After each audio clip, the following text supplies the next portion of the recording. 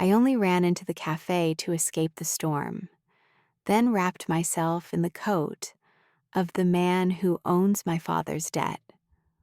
1 year as his companion is the price of saving my bakery. But inside his glass and steel world, enemies circle, secrets crack, and the way he says my name feels like danger.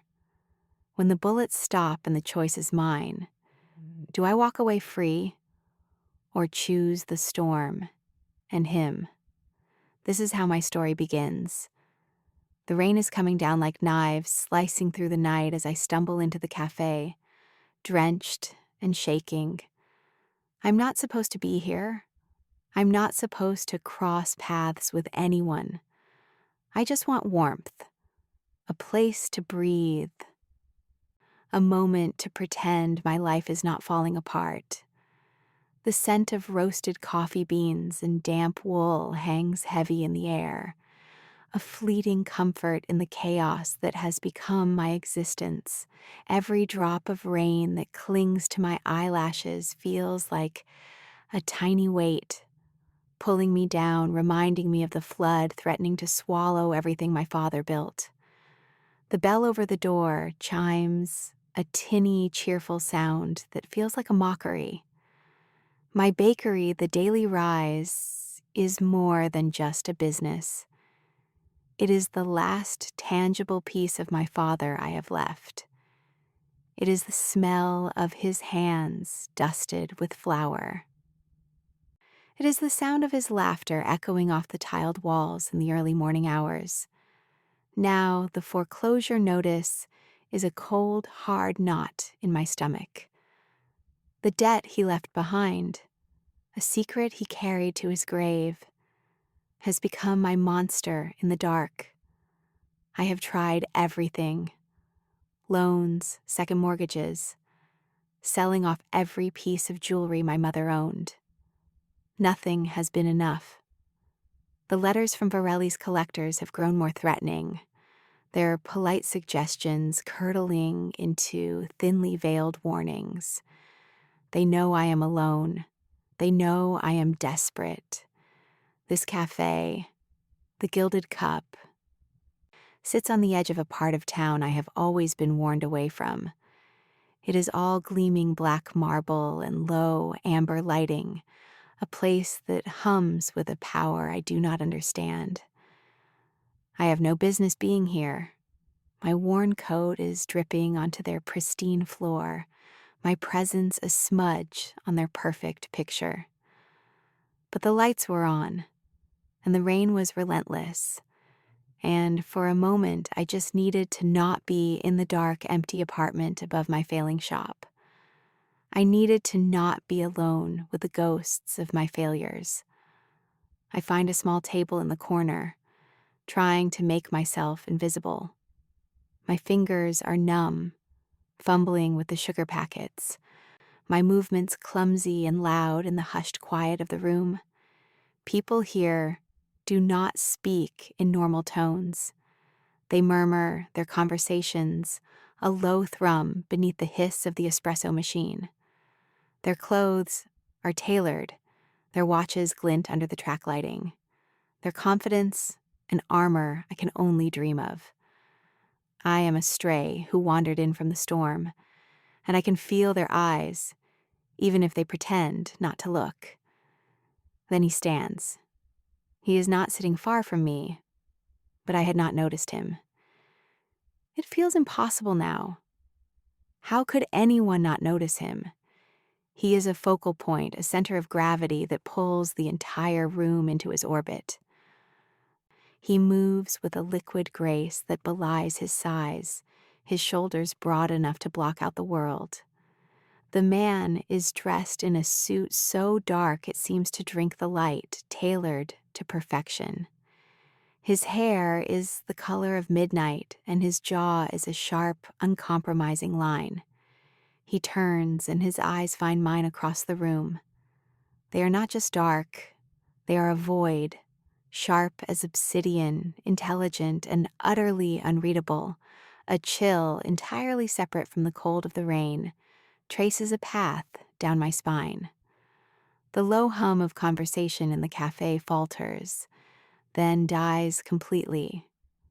The silence is heavy, suffocating.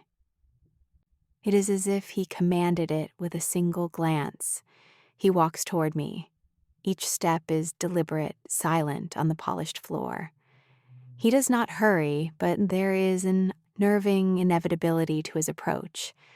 He is the predator, and I am the mouse frozen in the middle of the floor. He stops at my table, towering over me, a monolith of power and quiet menace. I have to crane my neck to look up at him, and the sheer force of his presence steals the air from my lungs. Without a word, he shrugs off his coat. It is a heavy cashmere thing, exquisitely made. The scent of it reaches me first. Clean, expensive, with an undercurrent of something wild and dangerous, like ozone after a lightning strike. He holds it out to me. His voice, when it comes, is low, a gravelly timbre that vibrates through the charged silence. It is not a request. It is a command. Take it. I stare at the coat, then back at his face. His expression is impassive, carved from stone. There's no kindness in his eyes, only an unnerving intensity. This is not a gesture of charity. It is something else, something I cannot decipher. My mind screams at me to refuse, to run, to get out of this place and away from this man who radiates danger like heat from asphalt. But I'm so cold. My body is shaking uncontrollably, my teeth chattering. The warmth emanating from the coat is a siren's call. My desperation is a traitor making my hand lift, my fingers brushing against the impossibly soft fabric. The contact sends a jolt through me, a spark of heat that has nothing to do with temperature. I thought it was kindness, a strange, demanding sort of kindness, but kindness nonetheless. I thought he was just a man with broad shoulders and a dangerous smile that has not yet reached his lips, but hovers there, a promise and a threat. I do not know then that his name, Julian Thorne, carries weight in every whispered corner of the city. I do not know that he is the one who holds the strings, the one Virelli answers to. I do not know the coat I wrap around my trembling shoulders is already binding me to him, a silent contract signed in a storm-swept cafe. That night I escaped the storm outside, but I walked straight into another, the storm of the Mafia king who would claim me forever. My name is Aria Lane. I pull the coat tighter around me, the heavy wool a comforting weight. The lingering warmth of him seeps into my chilled skin. He does not move, just watches me with those piercing eyes. He pulls out the chair opposite me and sits, the motion fluid and controlled. The small table suddenly feels claustrophobic. "You are Aria Lane," he says. It is not a question. The sound of my name on his lips is foreign, proprietary. My heart hammers against my ribs. How does he know my name? Panic, cold and sharp, cuts through the haze of my exhaustion. Who are you? My voice is a pathetic whisper. A ghost of a smile touches his lips, but it holds no humor. I am the man who bought your father's debt. The world tilts on its axis. The warmth from the coat turns suffocating. Virelli. The threatening letters. The sleepless nights. They all led back to this man, this calm, dangerous predator sitting across from me. He is not just some loan shark's boss. He is the apex of this food chain, and I have stumbled right into his den. I feel like an idiot, a naive child, the gilded cup. Of course, this is his place, his territory. I have not just sought shelter from the storm. I have delivered myself to the heart of it. So you are here to what? Take the keys? Is that what this is? I try to inject steel into my voice, but it comes out brittle, fragile. My hands are shaking so badly, I hide them in the deep pockets of his coat. My fingers brush against something small and hard, a lighter, solid silver, cold and heavy. The bakery is of no interest to me, he says, his voice dismissive. He leans forward slightly, and his scent intensifies. You, however, are. I do not understand. Your father, Robert Lane, was a man of principle, but he made a bad deal. He borrowed from a man who enjoys breaking things. I intervened. I acquired his debt. He pauses, letting the words sink in. Now you owe me, and I always collect. My mind races, trying to find an escape route, a loophole, anything. There is none. I'm trapped. The debt is a chasm, and I am standing on the edge. I have nothing, I say, the words tasting like ash. You can take the shop, the equipment. It is all I have. I told you, he says, his patience clearly thinning. I do not want the shop. He gestures to a waiter hovering anxiously nearby. Without looking at the man, he orders, 2 brandies. The waiter scurries away. Julian's focus returns to me, pinning me in my seat. The debt is significant, far more than your little flower-dusted enterprise could ever repay. The casual dismissal of my father's life's work stings, and a spark of anger ignites within me. It is not a little enterprise. It was his legacy. It is my home. For the first time, a flicker of something unreadable passes through his eyes. Interest? Annoyance? Sentiment is a luxury, Miss Lane, one you can no longer afford. The brandies arrive. He pushes one toward me. The amber liquid sloshes in the snifter. I stare at it, my throat too tight to swallow. I have a proposition for you, he continues, his voice dropping lower, becoming conspiratorial. It draws me in, even as every instinct screams at me to flee. A way to settle your debt. All of it. I look up, suspicious. Men like him do not make deals that benefit people like me. There's always a catch, a hook hidden in the bait. What kind of proposition? You will come and live in my house. You will work for me. You will be my companion at my events, at my table, in my home. You will do exactly as I say for a period of 1 year. At the end of that year, the debt will be considered paid in full. The bakery will be yours, free and clear. The room spins. Live with him, be his, a decoration, a possession? The implications are chilling. The unspoken part of the deal hangs in the air between us, thick and heavy. No, I say, the word escaping before I can stop it. It sounds weak even to my own ears. His eyes narrow. The air grows cold. No, I will not be your whore. The word is ugly, and I flinch as I say it. He leans back in his chair, a slow, deliberate movement. He actually looks amused. My dear Miss Lane, if I wanted a whore, I would buy one. They are far less complicated. This is a business arrangement. You will provide a service, your presence. You are respectable. You are presentable. You will provide a veneer of normalcy that I currently lack. In return, I will solve the problem that is currently drowning you. A veneer of normalcy. He wants to use me as a shield, a prop.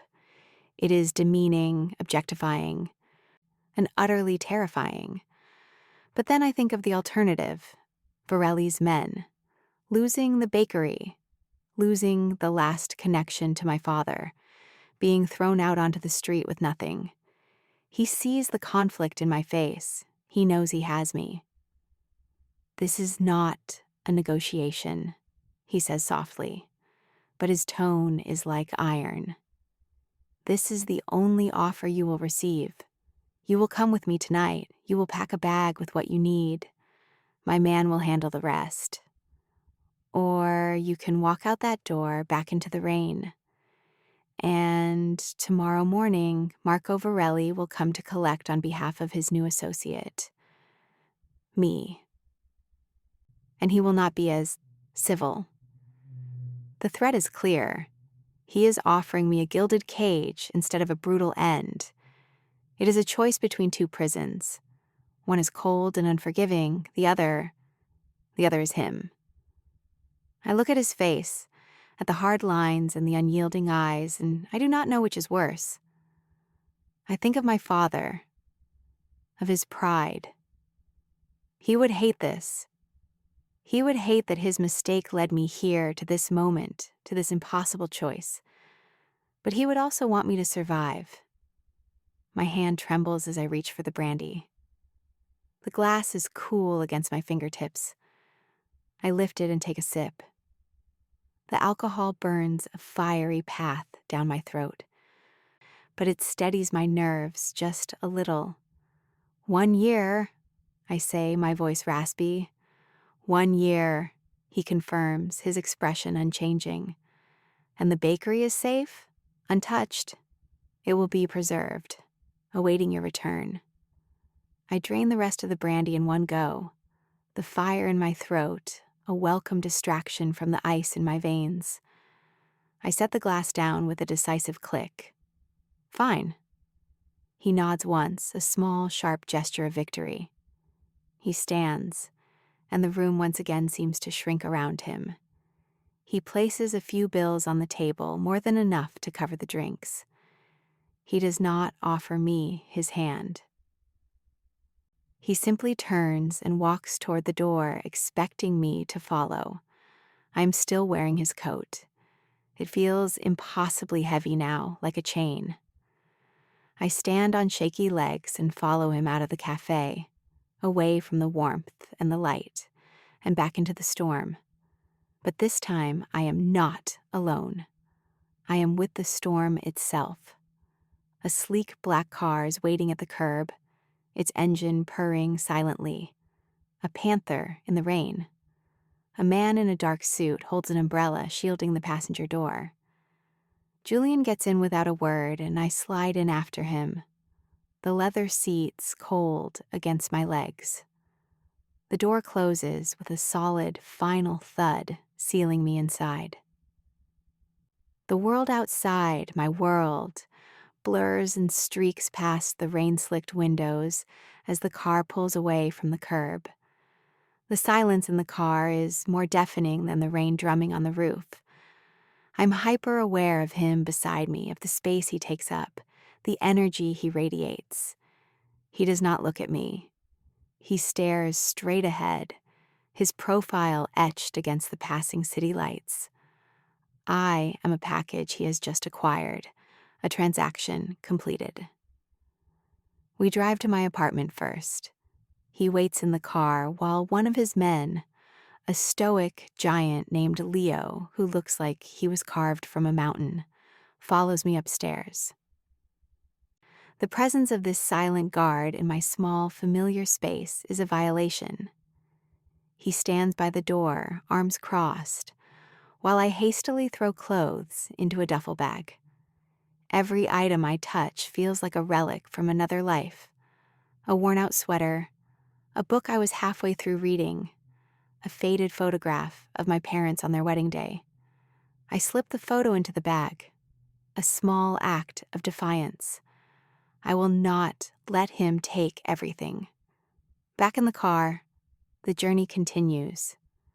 We leave the familiar streets of my neighborhood behind, moving into wealthier, more secluded areas.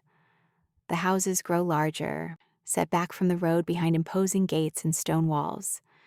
Finally, the car turns down a long, private drive. the trees on either side forming a dark canopy overhead.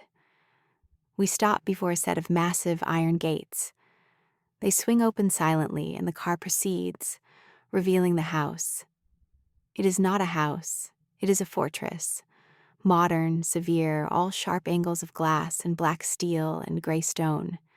It looks cold and unwelcoming, a monument to power and isolation. It perches on a cliff overlooking the turbulent, churning ocean which crashes against the rocks below.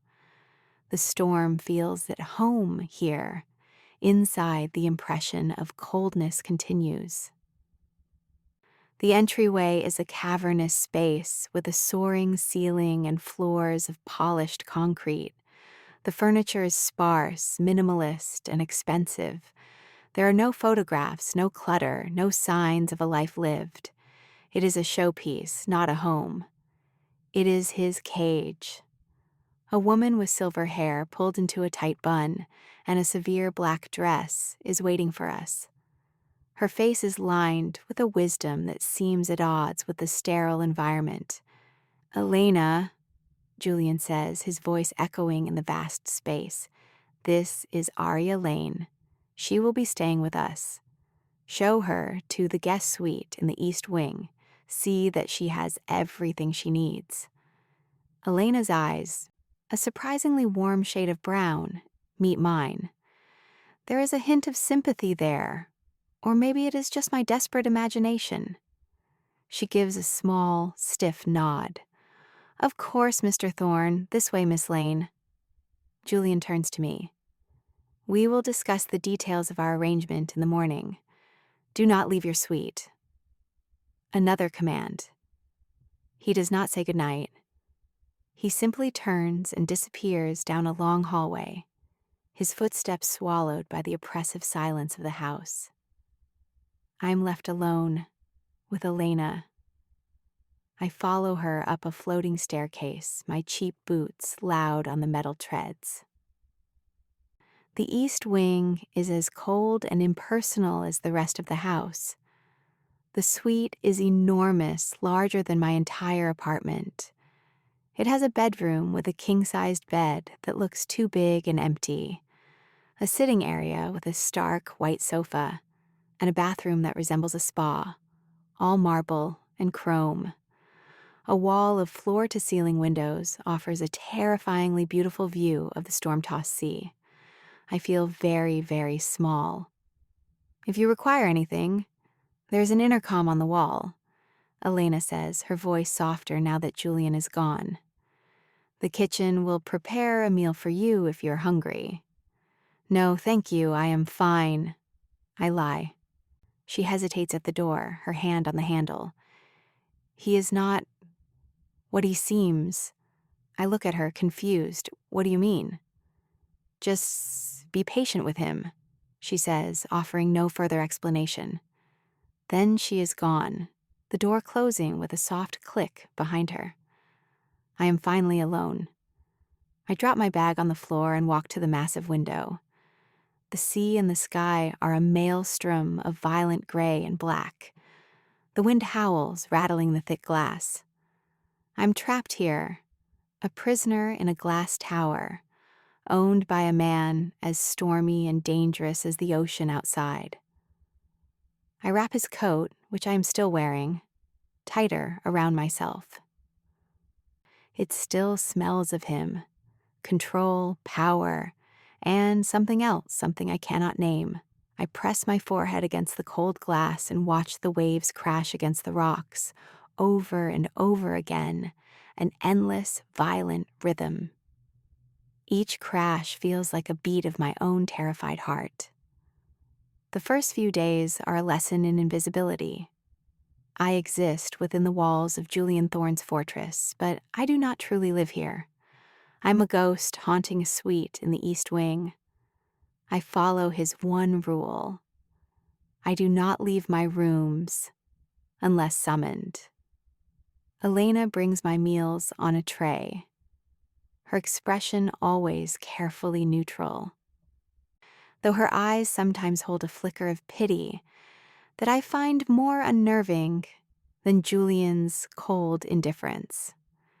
The suite, for all its luxury, feels like a cell. The silence is the worst part. In my apartment, there was always the hum of the city, the clatter from the bakery downstairs, the sounds of life. Here, the silence is a physical presence broken only by the distant roar of the ocean and the whisper of the climate control system. I pace the floor like a caged animal, the plush carpet doing nothing to soothe the frantic energy coursing through me. I trace the lines of the minimalist furniture, run my hands over the cold marble in the bathroom, and stare out at the relentless gray sea until my eyes burn.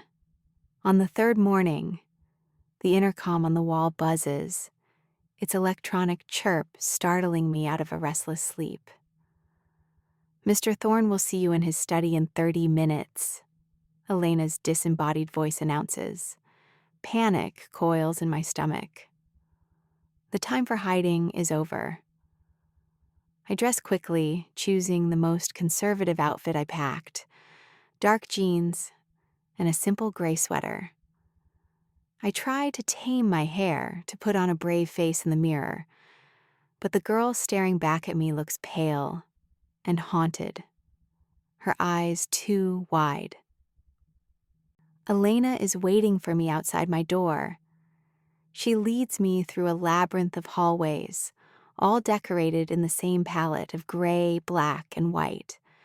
There are no personal touches anywhere, only imposing, abstract art that feels as cold and remote as the owner of the house. We arrive at a set of imposing double doors made of dark, polished wood. Elena knocks once, then opens one of an inch. "Miss Lane is here, sir." "Send her in." Julian's voice is muffled but carries the same authority. Elena gives me a small, encouraging nod and steps aside. I take a deep breath and walk into the lion's den. The study is the first room in the house that feels like it belongs to a person, though the person it belongs to is terrifying. The walls are lined with floor-to-ceiling bookshelves, filled not with novels but with leather-bound tomes on history, philosophy, and strategy. A massive desk of dark wood dominates the room, its surface clear except for a sleek laptop and a single framed photograph turned away from me. Behind the desk, a window just as large as the one in my suite offers the same tumultuous view of the ocean. Julian is standing by the window, his back to me. He is dressed in a crisp white shirt and dark trousers, the sleeves of his shirt rolled up to his forearms, revealing strong, corded muscles and the edge of an intricate tattoo on his left arm. "Close the door," he says without turning around. I do as I'm told, the latch clicking shut with a sound of finality. He turns to face me, and my breath catches. In the stark morning light, he is even more intimidating. The shadows in the cafe had softened his edges, but here, he is all sharp lines and hard planes. He gestures to one of the 2 leather chairs in front of his desk. "Sit."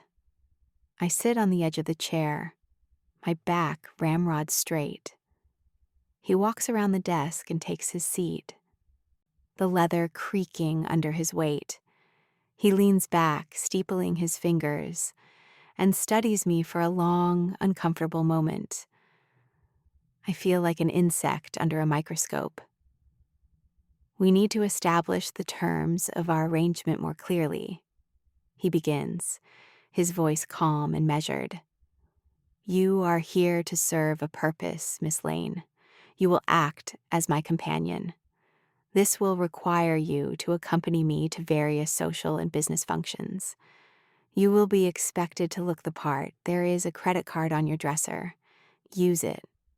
Purchase whatever you need. My tailor will be here this afternoon to take your measurements for more formal attire." I bristle at the thought of him dressing me up like a doll, but I bite my tongue. Your role is to be pleasant, quiet, and observant. You will speak when spoken to. You will offer no opinions on my business. You will engage in polite, meaningless conversation with whomever I introduce you to. You will, at all times, present the image of a devoted and contented partner. The word partner feels like a slap. And in this house, what is my role here? In this house, you will be a ghost. You will keep to your wing unless I request your presence. You will not enter my private quarters. You will not ask questions about my work or my other guests. Your life for the next year is restricted to what I allow. Is that understood? And if I refuse, the question is foolish, a desperate test of the bars on my cage. His eyes turn to ice. Then our arrangement is terminated, and so is my protection over your father's bakery. I assure you, Marco Varelli's methods of collection are far less pleasant than mine. He has a fondness for fire. The image of my bakery, of my father's legacy, going up in flames, is enough to quell my rebellion. I drop my gaze to my hands, clenched tightly in my lap. I understand. Good. He opens a drawer in his desk and pulls out a thin folder. He slides it across the polished surface toward me. This contains a summary of my public persona, my legitimate businesses, my charitable interests, a fabricated story of how we met. You will memorize it. You will become an expert on the man the world is allowed to see. I pick up the folder. It feels heavy, filled with lies I am now expected to tell. One more thing, he says, his voice taking on a harder edge. You will never lie to me. I will ask you a question. You will answer it truthfully. I tolerate many things, Miss Lane. Deceit is not one of them. If I discover you have been dishonest with me, in any capacity, this deal will become something you will truly regret. The threat hangs in the air, a palpable thing. I can only nod, my throat too dry for words. That'll be all. You may go. I stand up, my legs feeling unsteady. As I turn to leave, my eyes catch on the photograph on his desk. From this angle, I can see it. It is a black and white picture of a woman with a gentle smile and kind eyes, and a young boy with dark hair and a defiant expression, his arms wrapped around her. The boy is Julian. The woman must be his mother. For a fraction of a second, the mask of the ruthless crime lord slips, and I see a flicker of the lost boy in the photograph. It is a crack in his armor, a tiny, vulnerable chink. He sees where I am looking. His face hardens instantly, his expression shuddering. Get out, he says, his voice a low, dangerous growl. I flee, my heart pounding. I do not stop until I am back in the safety of my suite, the door locked behind me. I collapse onto the bed, the folder of lies clutched in my hand. He is more than just a monster. He is a man who was once a boy who loved his mother. And that, I realize with a dawning sense of dread, makes him infinitely more dangerous. Because a monster is simple, a man with a broken heart is not. Life settles into a strange, unsettling routine. Days are spent in gilded isolation, reading the books I find in my sweet small library, and studying the fabricated life of Julian Thorne. Nights are a performance. I become his shadow, the silent, smiling woman on his arm. He takes me to charity galas, restaurant openings, and private parties, held in opulent penthouses that scrape the sky. I learn to wear the expensive dresses, the glittering jewels, and the polite, vacant smile he requires. I learn to navigate conversations that are minefields of innuendo and veiled threats. I meet men whose handshakes are too firm and whose eyes are too cold, and women whose diamonds are as sharp as their calculated smiles. They all look at me with a mixture of curiosity and disdain. They wonder who I am, where I came from, and how long I will last. I am an anomaly in their world of old money and brutal power. Julian is a different person at these events. He is charming, witty, and urbane. He laughs and smiles, but his eyes never change. They remain cold, watchful, constantly assessing every person in the room for threats. He holds my arm, his touch firm and possessive, a clear signal to every other man in the room. I am his. The gesture is both a shield and a brand. No one dares to be anything but courteous to me, but their courtesy is tinged with the fear they have for him. One evening, at a fundraiser held in a modern art gallery, a woman approaches us. She is stunningly beautiful, with fiery red hair and a dress that seems poured onto her body. Her name is Isabella Rossi, and the way she looks at Julian makes it clear they have a history. "Julian, darling," she purrs, her eyes flicking over me with open contempt. "I had not heard you were keeping new company.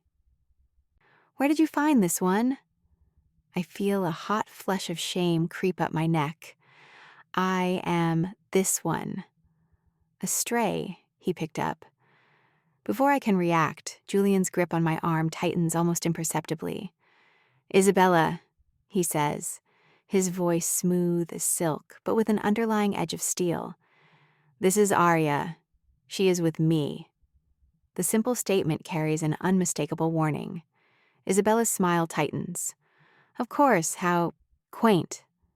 She turns her attention fully to me. "You must be very special to have caught Julian's eye.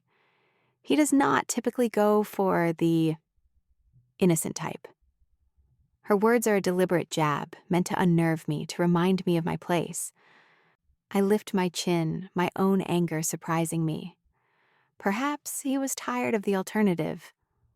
Isabella's eyes flash, her perfect facade cracking for a second. Julian's fingers press into my arm, a silent command to stand down.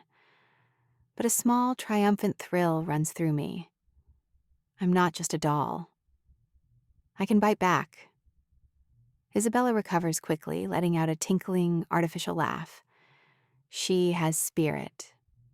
You will grow tired of that eventually, Julian. You always do. She gives him a lingering kiss on the cheek, her eyes locking with mine, over his shoulder, full of malice. Then she glides away, swallowed by the crowd. Julian turns me slightly, his body shielding me from the room. His face is unreadable, but his eyes are dark with something I cannot decipher. "That was foolish." "She was insulting me," I whisper, my voice trembling slightly. "She was testing you, and testing me. You do not engage. You smile, you say nothing, and you let me handle it. Do you understand?" "I am not a child, Julian. In this world, Aria, you are," he says, his voice low and intense, "and you would do well to remember it." He steers me away toward the bar, the conversation over. But for the rest of the night, I feel his eyes on me, more watchful than ever. I took a small step out of line, and he is already pulling the leash tighter. The encounter with Isabella leaves me shaken. It is a stark reminder that I am a pawn in a game I do not understand, surrounded by players who would happily see me crushed. The next day I am restless, the walls of my suite closing in on me. I need air, I need a space that does not feel like it is owned and controlled by Julian Thorne. Remembering Elena's words, "Be patient with him," I decide to risk his anger. I find her in the kitchen, a vast, stainless steel domain where she seems most at ease. Elena, I begin hesitantly, is there a garden or a terrace? Somewhere I can get some fresh air. She looks up from the vegetables she is chopping, her expression wary. Mr. Thorne prefers you stay in your wing. I know, but I feel like I am going to go insane if I have to look at those same four walls for another minute. Please. She studies my face for a long moment, then seems to make a decision. A sigh escapes her lips. There is a greenhouse at the back of the property. It was his mother's. He never goes there. She wipes her hands on her apron. Come, I will show you, but if he finds out, you did not hear it from me. She leads me out a back door and along a stone path that winds through a manicured but lifeless lawn.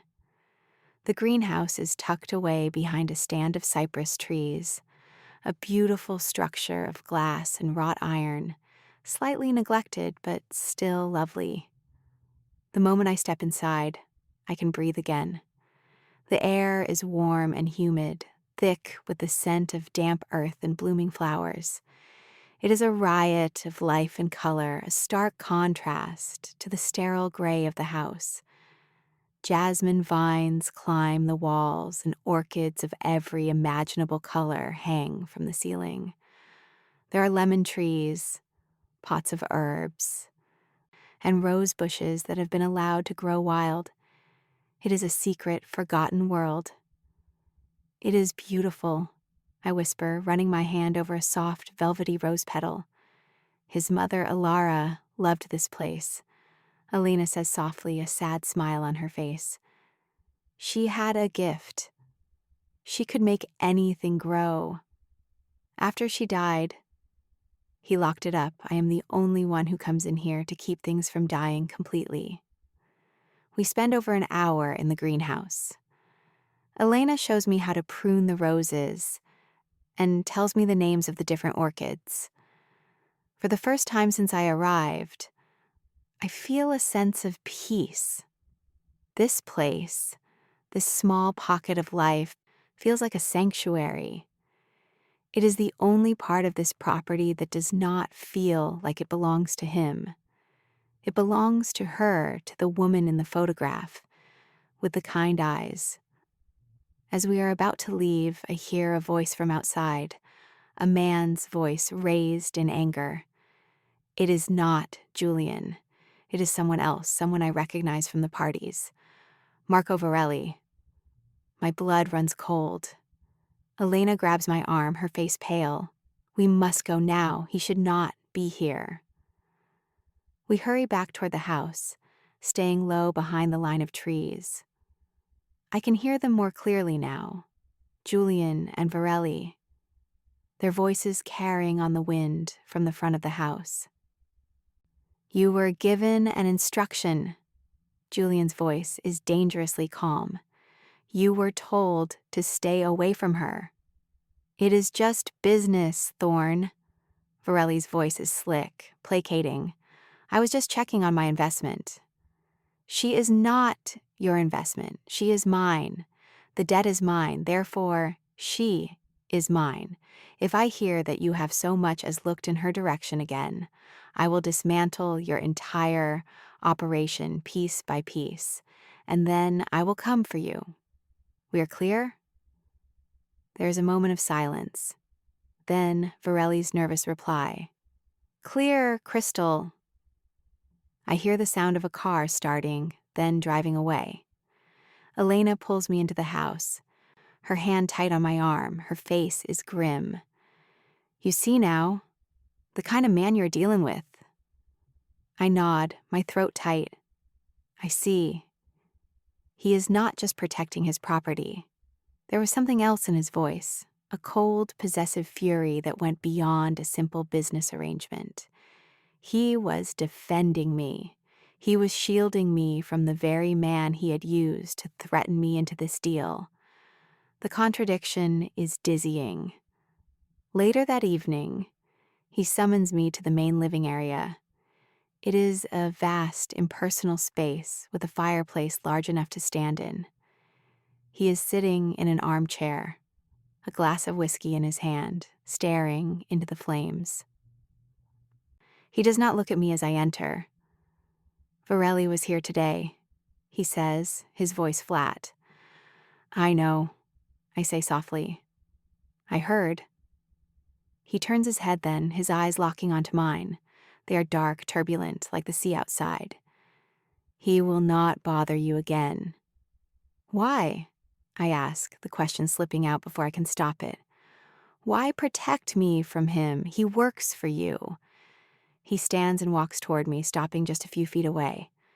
"Because he is a blunt instrument, and you are something else." He looks down at me, his gaze intense. "You are part of our arrangement, and I protect my assets." His words should be insulting. He is calling me an object, a thing he owns. But the way he says it, the raw possessiveness in his voice, sends a shiver through me that is not entirely fear. It is something else, something terrifying and new. He reaches out, his fingers gently touching a strand of my hair that has fallen across my face. His touch is surprisingly gentle. It is the first time he has touched me with anything other than cool control. This touch is different. It is hesitant, almost curious. "Go to your room, Aria," he says, his voice suddenly rough. He pulls his hand back as if he has been burned. I turn and walk away, my skin tingling where he touched me. I do not look back. I do not need to. I can feel his eyes on me all the way down the hall. He is a man of brutal contradictions, a monster who tends to a secret garden, a captor who protects his prisoner. And I'm beginning to realize that the most dangerous thing in this house is not the man I fear, but the man I'm starting to see underneath. The storm that brought me to him returns a week later with a vengeance. It throws itself against the house, a furious, primal assault of wind and rain. The lights flicker once, twice, then die completely, plunging the entire mansion into an unnerving darkness. The silence that follows is absolute, the roar of the storm outside suddenly amplified. My heart leaps into my throat. I am in my suite, and the sudden pitch black is disorienting. I fumble for my phone on the nightstand, its screen providing a tiny, inadequate pool of light. The emergency generators should have kicked in, but they have not. The silence from the house is a bad sign. I wait for what feels like an eternity, my anxiety mounting with every crash of thunder. No intercom buzzes, no one comes to check on me. The feeling of being utterly alone and vulnerable in this vast, dark house is terrifying. What if it is not just the storm? What if something is wrong? What if someone used the storm as cover? My mind, fueled by fear, conjures images of Varelli, of Isabella, of a dozen other faceless enemies Julian has collected. Finally, I cannot take it anymore. I have to know what is happening. My promise to stay in my wing feels foolish in the face of this oppressive, unknown threat. I pull on a sweater over my pajamas, slip on my shoes, and use my phone's flashlight to navigate the hallway. The house is eerily still. My small beam of light dances over the cold, abstract art and the polished floors, creating monstrous, shifting shadows. Every creak of the house, every howl of the wind, sounds like a footstep behind me. I call out, my voice a timid tremor in the vast emptiness. "Hello, Elena, Julian?" Only the storm answers. I make my way carefully down the floating staircase, my hand gripping the cold metal railing. The main floor is a sea of black. I head in the direction of the study, thinking it is the most likely place to find him. The double doors are slightly ajar. I push one open, my heart hammering. Julian! A faint light flickers from within. I step inside. He is there, standing, not by his desk, but by the massive window. The only light comes from the silver lighter I found in his coat pocket on that first night. He flicks it open and closed, the small flame illuminating his face in brief, stark flashes. He looks unguarded. His expression is bleak, his shoulders slumped in a way I have never seen before. He looks like a man carrying the weight of the world. He does not seem surprised to see me. He does not reprimand me for leaving my room. The main generator was sabotaged, he says, his voice flat, devoid of emotion. The backup is fried. Leo is working on it, but it will take time. Sabotaged. The word hangs in the air between us. By who? He gives a short, bitter laugh. Take your pick. The list is long. He snaps the lighter shut, and we are plunged back into darkness, save for the occasional, brilliant flash of lightning that illuminates the raging sea outside.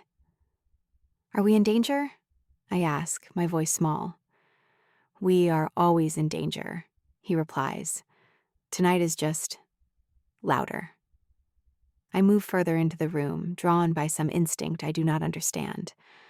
I'm still afraid, but my fear of him is suddenly less potent than my fear of the unknown that surrounds us. In this moment, in this darkness, he is not the all-powerful Mafia king. He is just a man in a dark room. There are candles in the desk drawer, he says, and matches.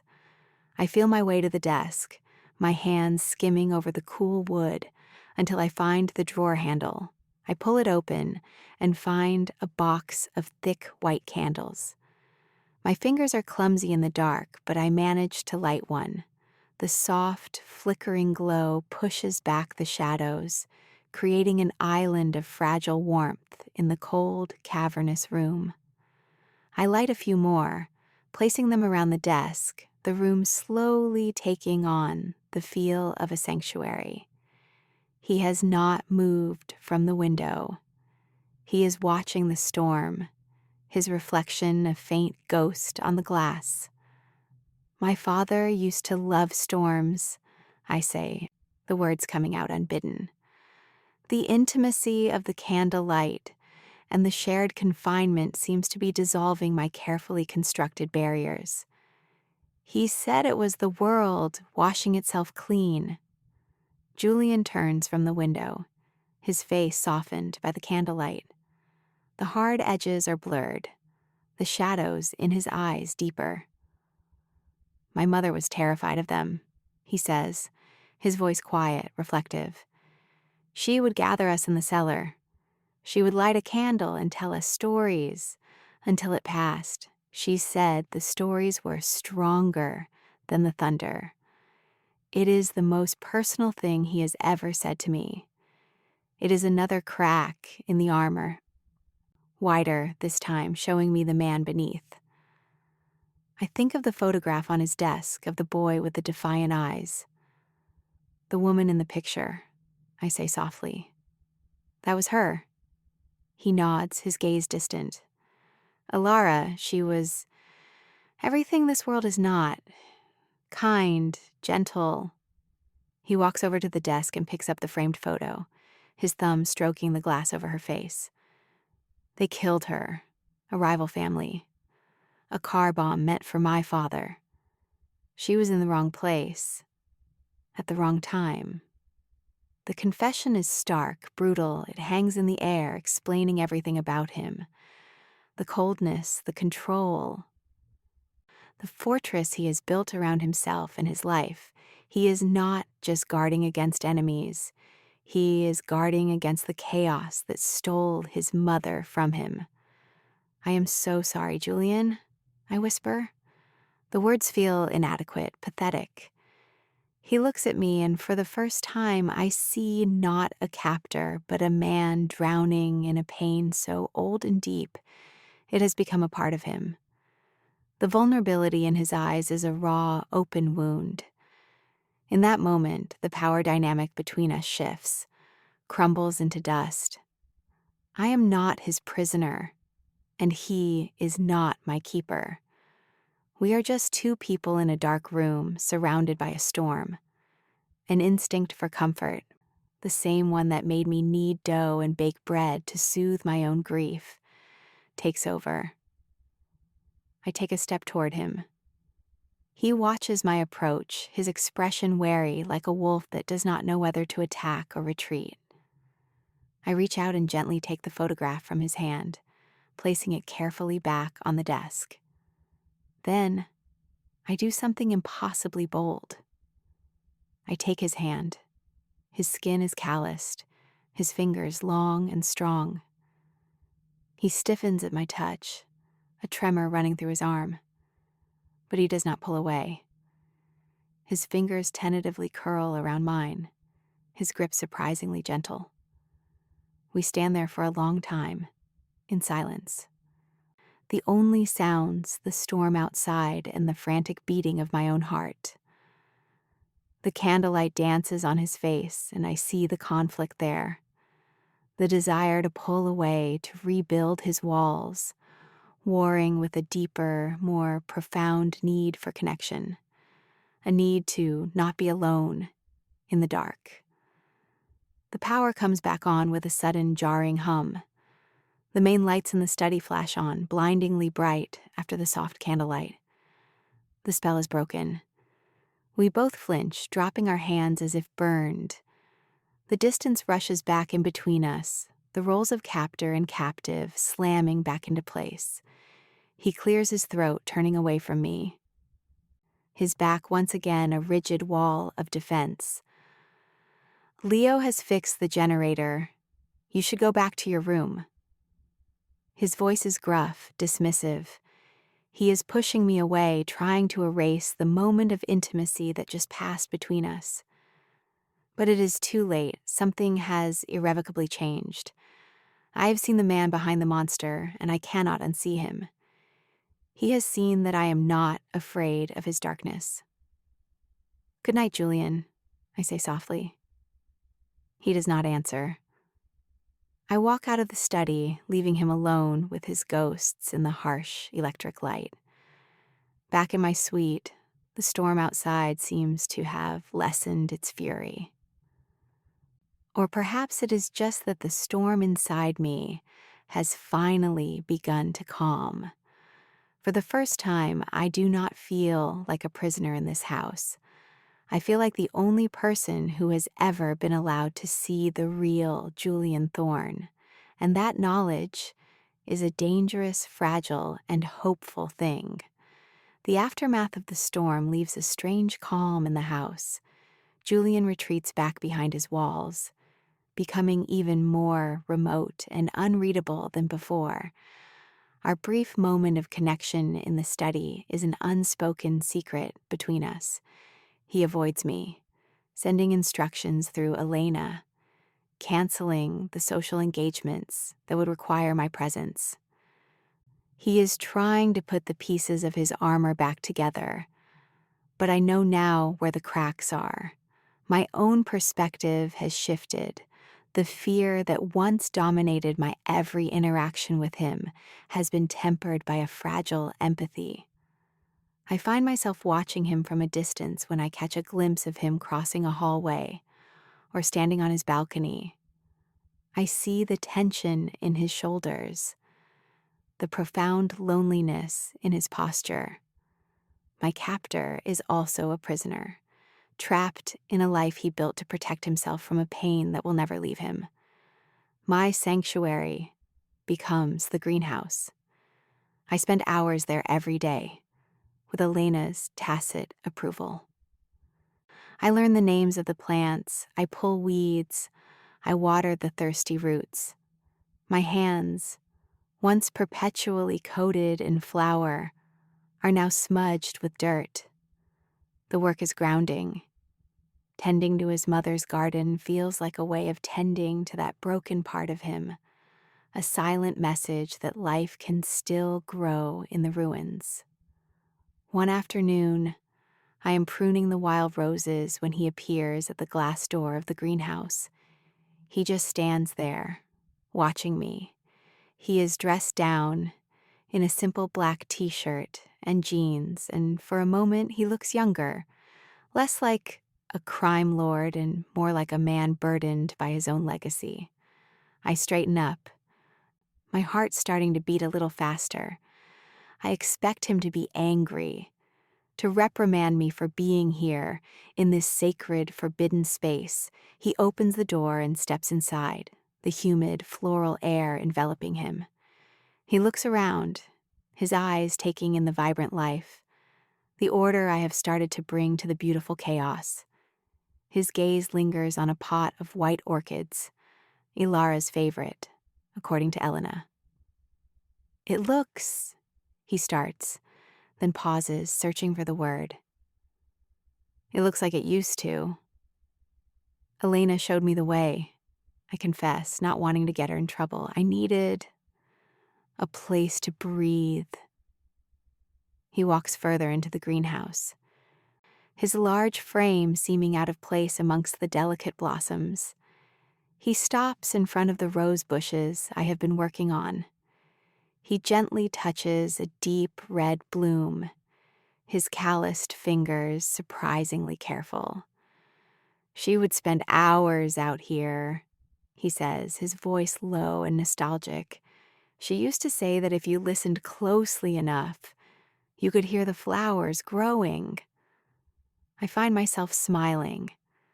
My father used to say the same thing about bread rising. A faint smile touches his own lips, a rare and startling sight.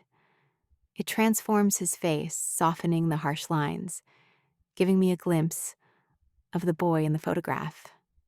Flower and flowers. Not so different, I suppose. The moment is peaceful, easy. The roles we play in the outside world do not seem to apply here in the sanctuary his mother built. "Thank you, Aria," he says, his voice so quiet I almost miss it. "For what?" "For this," he gestures around the greenhouse. "For not letting it die." The simple words are more intimate than a kiss. He is thanking me for tending to his mother's memory, for caring for the one piece of his past that is not tainted by violence and betrayal. Before I can respond, his phone buzzes. He pulls it from his pocket, his expression instantly hardening as he reads the screen. The mask slams back into place. The man is gone, and the Mafia king is back. "There is a problem," he says, his voice clipped. "Silvio?" He did not check in. Silvio. I recognize the name. He is one of Julian's top lieutenants, a man with slicked back hair and eyes that are always moving, always calculating. I have never trusted him. "We have to go," Julian says, already moving toward the door. "Now." "Go where? What is happening?" I ask, hurrying after him. "There is a shipment coming in tonight." Silvio is overseeing the warehouse. If he is dark, it means Vorelli or someone else has made a move. He turns to me, his eyes blazing with a cold fire.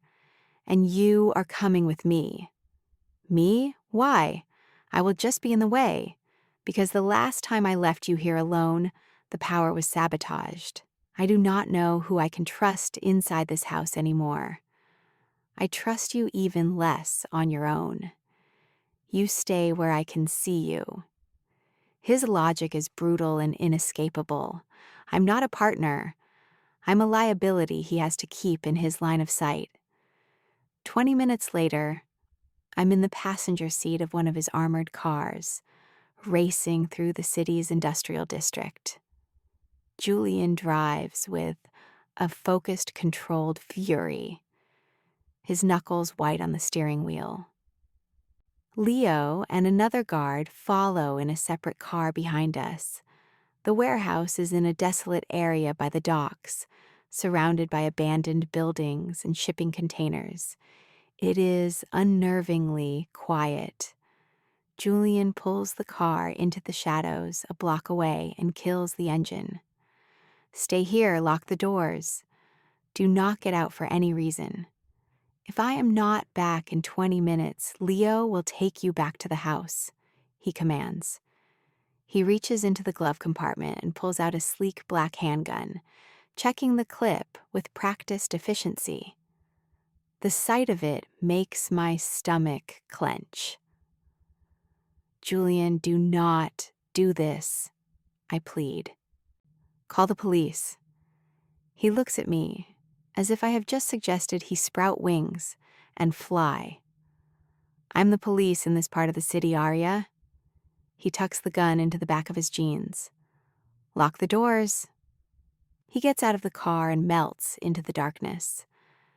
Leo and his man take up positions nearby, their forms bulky and menacing in the gloom. I am left alone in the car, my heart pounding a frantic rhythm against my ribs. The 20 minutes he gave himself stretch into an eternity. Every shadow seems to move. Every sound makes me jump.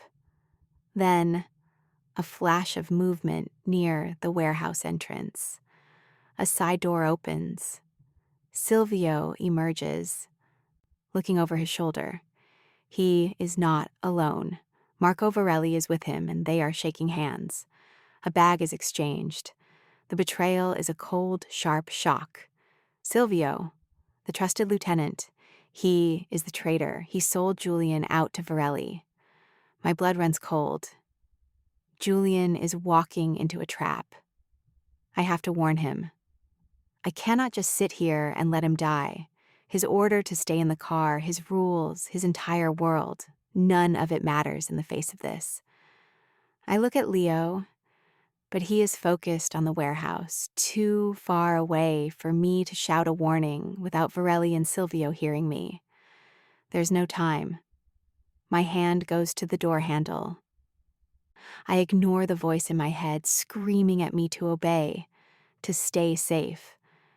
I slip out of the car, my movements hopefully masked by the deep shadows. I have to get closer. I have to create a diversion. I creep along the side of the building, my body pressed against the cold, corrugated metal. I can hear their voices now. He is inside, Silvio is saying. He walked right in. My men are waiting.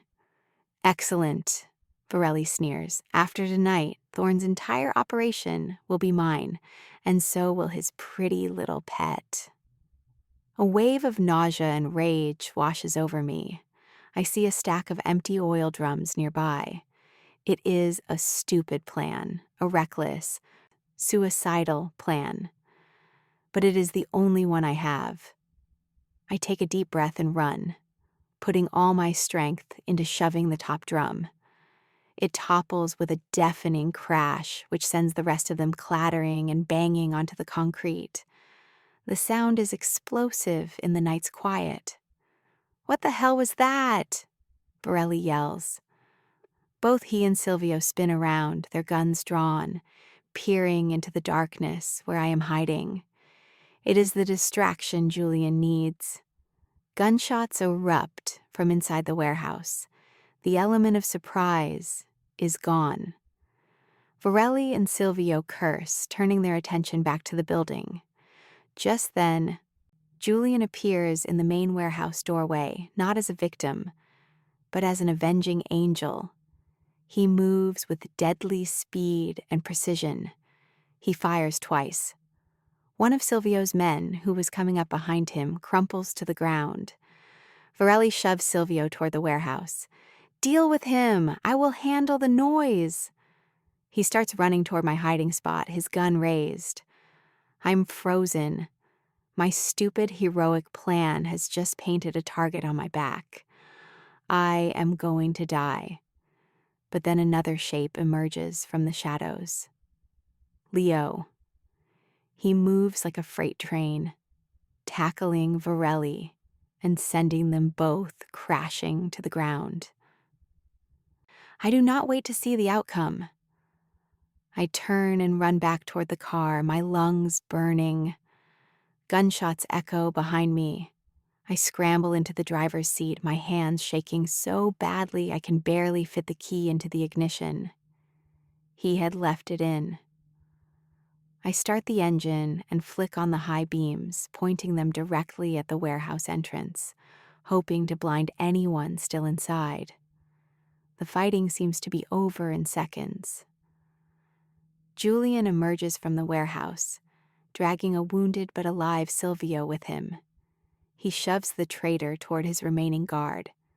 He looks around, his eyes wild and furious, and they land on the car, on me behind the wheel. He strides over, yanking the passenger door open and sliding in. He is breathing heavily, and there is a cut on his cheek, but he seems otherwise unharmed. "What the hell did you think you were doing?" He roars, his voice shaking with adrenaline and fury. "I gave you an order. They were waiting for you. It was a trap." I yell back, my own fear and adrenaline making my voice shrill. "Silvio sold you out. I saw them. I had to do something." He stares at me, his chest rising and falling, his eyes searching my face in the dim dashboard light.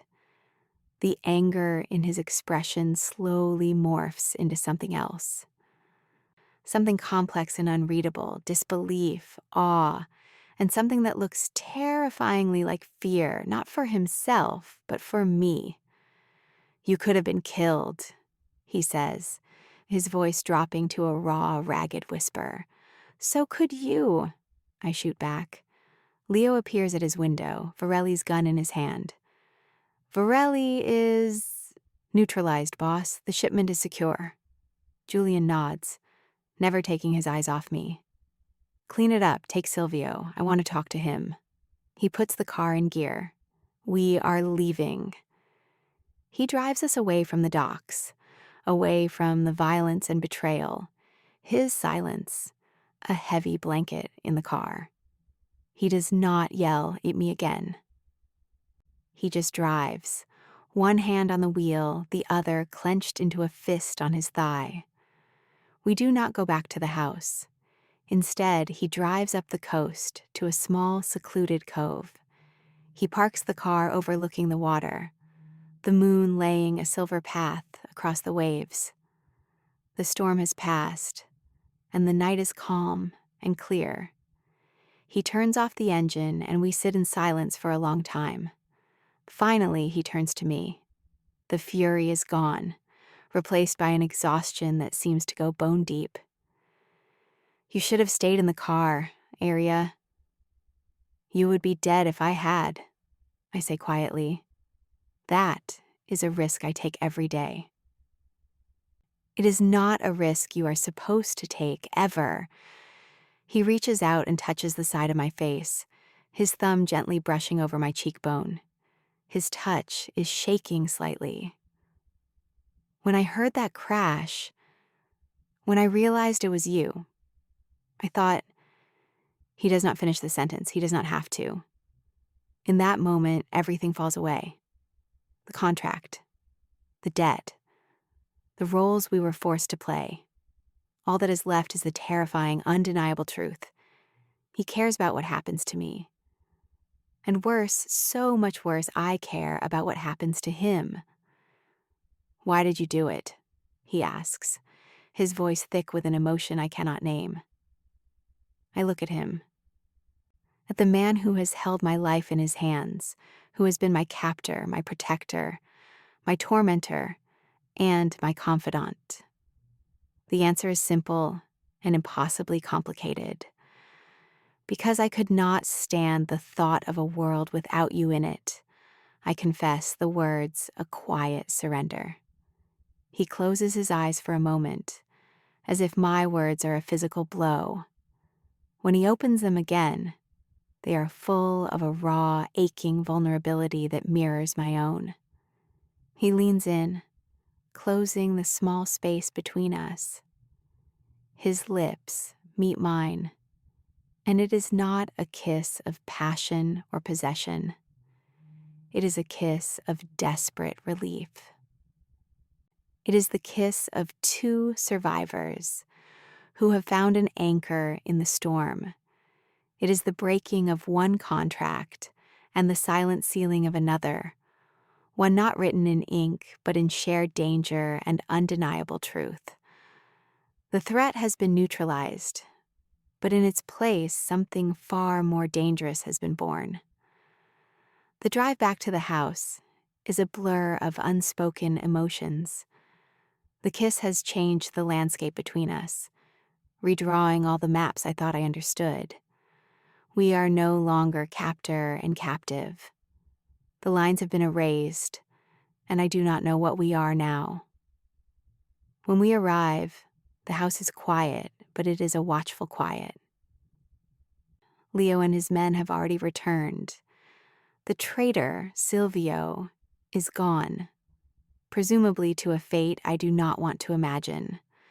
Julian walks me to the door of my suite, the silence between us charged with the energy of what happened at the docks and what happened in the car. At my door, he stops. He turns to me, and the exhaustion is back in his eyes, but it is tempered with a new softness. The arrangement is over, Aria. My heart plummets. What? The debt is canceled. Varelli's organization is in shambles. The threat to your bakery is gone. You are free to go.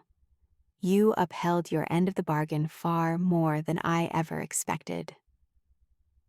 You saved my life. Tonight, the debt is paid. This is what I wanted.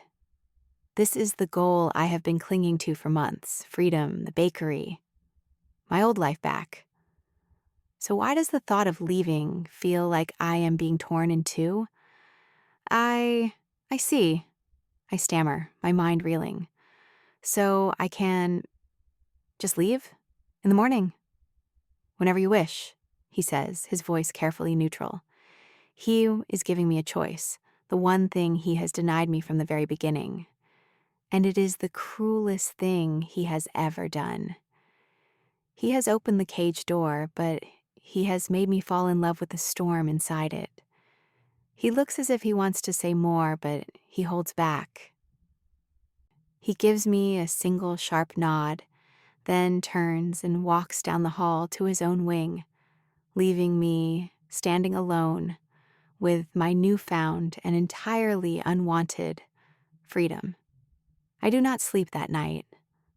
I pack the same duffel bag I arrived with, the movements mechanical, meaningless. I fold the sweaters and jeans, and my fingers brush against the faded photograph of my parents. I think about my little apartment, about the scent of yeast and sugar, about the life that is waiting for me. It feels like a photograph of someone else's life now, faded and distant. Morning comes, gray and pale. I walk out of my suite, bag in hand. The house is silent. I expect Elena to be there, or Leo, to arrange a car for me, but the hallways are empty. I find him in the greenhouse. He is standing by the orchids, his back to me. He does not turn when I enter. I came to say goodbye, I say, my voice catching in my throat. He turns around slowly. He looks as if he has not slept either.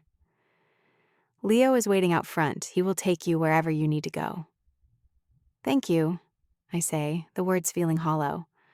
For everything, I suppose. He gives a humorless smile. I doubt you will be thanking me when you look back on this. You are wrong, I say, taking a step closer. You saved me, Julian. From Varelli, from losing everything my father worked for. You gave me a way out. I put you in a cage, Aria. Maybe, I concede, but you were in there with me. We stand there, in the quiet sanctuary of his mother's garden, the air thick with the scent of flowers and unspoken words. This is it. The final scene. I should turn and walk away. I should go back to my life, to the safety and simplicity of it. But my feet will not move. My heart is screaming at me, a frantic, desperate protest. It knows what my head is trying to deny. My old life is not my home anymore. When I was at the docks, I begin, my voice trembling, and I saw Varelli, I was not just scared for you. I was angry. I was furious that anyone would dare to hurt you. It was not about the deal. It was not about the debt. I take another step, closing the distance between us until I can see the flecks of gold in his dark eyes. I have spent my whole life being responsible, baking bread, paying bills, taking care of my father's legacy. I've never done anything reckless.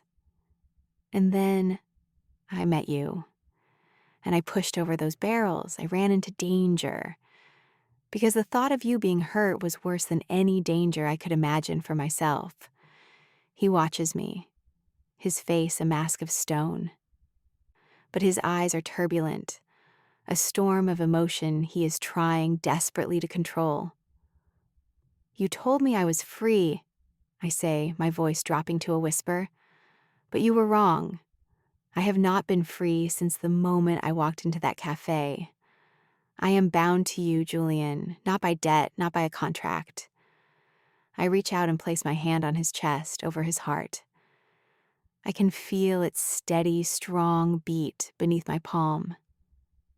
This is my choice, I say, looking him straight in the eye, pouring every ounce of truth and conviction I have into my gaze. I am not the scared girl who stumbled in from the rain anymore. I know who you are. I have seen the darkness and the violence. I have seen the broken boy who misses his mother, and I am not running away. I lift my other hand to cup his jaw, my thumb stroking the rough stubble there. I'm choosing to stay. A shudder runs through him. A single tear escapes the corner of his eye and traces a path down his cheek. The king finally lets his walls crumble. He covers my hand with his own, pressing it tighter against his heart. Aria, he breathes, my name a prayer on his lips. The old deal is over, I say softly. Let's make a new one. No contracts, no debts. Just you and me. We face the storms together. He leans down and rests his forehead against mine, his eyes closing. I do not know how to be the man you deserve, he whispers, his voice raw with a vulnerability that steals my breath. Then let me teach you, I whisper back. He kisses me then, and this kiss is different from all the others. It is not born of desperation or relief. It is a kiss of promise. It is the beginning. The scent of jasmine and damp earth surrounds us as I drop my bag to the floor of the greenhouse. I'm home. I came into that storm to hide from everything I'd lost, and I left with something I never expected. A choice. I could have walked away with my bakery and my old life safe and whole. Instead, I stayed. I stayed because, for the first time, someone let me see the person beneath the armor, and because I wanted to be more than a bargaining chip in someone else's war. So this is where I stand. Muddy shoes, flour still under my nails, heart bruised, and oddly full. I chose the danger that felt like home over the safety that felt empty. I chose him, not because he saved my past, but because he showed me a way forward I couldn't refuse. We'll learn to be less broken together, or we'll break and rebuild. Either way, it will be ours. If you loved this little tumble into thunder and jasmine, tell me in the comments. Would you stay, or would you run? Like, subscribe, and ring the bell if you want more slow burn, dangerous love stories. Thank you for coming in from the rain with me tonight. Until next time, keep your heart brave.